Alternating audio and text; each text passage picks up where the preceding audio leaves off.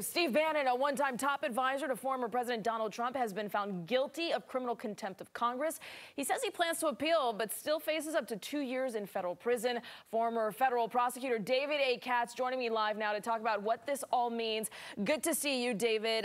If you read the literature as to what has happened here since these charges came up, with him deciding to not take up that subpoena, it seems like this usually doesn't happen. It doesn't get to this point. They are two misdemeanors. What does the road ahead now look for Steve Bannon with this conviction? Well, I think the road ahead is kind of a bleak one for Bannon. I think this was an unwise decision.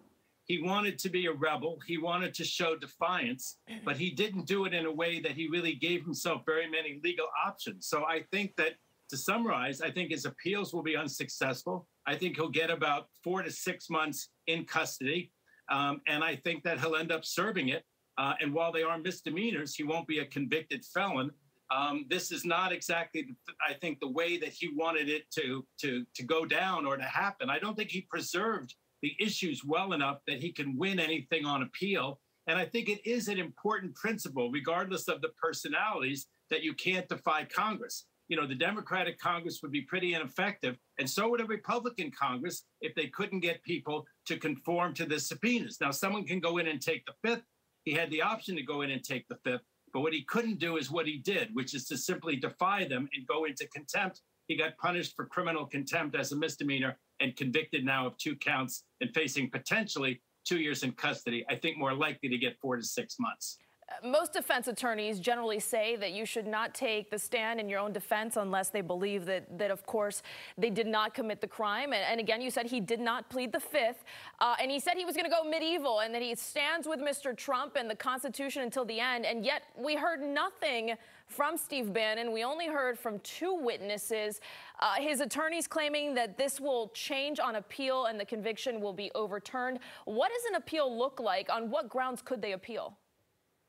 Well, he could have preserved some issues. If he really acted on the advice of counsel, he could have proffered the testimony of an attorney who supposedly gave him that advice. He could have taken the stand himself and said, Attorney X gave me this opinion based on a full disclosure of the facts that I had a right to defy this subpoena. But I don't think any reputable attorney gave him any such opinion. So yes, he probably would have been even more foolish to have taken a stand, because that would have been perjuring himself had he given that testimony. But had he really relied on advice, all he needed to do was to present that advice. Again, though, no one would give him that advice. You could take the fifth. You can also negotiate with the committee to delay your appearance, but he didn't do any of that. He just didn't handle it in a way like a law-abiding person would. He handled it in a way that a person who wanted to be in civil disobedience or in defiance did. That may be good for his brand, but I'm just saying, as an attorney, I don't think he has a very good chance on an appeal to a court of appeals. Well, his sentencing is now set for October. Peter Navarro facing very similar charges. His trial is set for November. We'll see what happens in the next coming months. David A. Katz, we appreciate your insight. Great to be with you. And Navarro may still have some options, but I don't think Bannon does. Okay. Good to see you.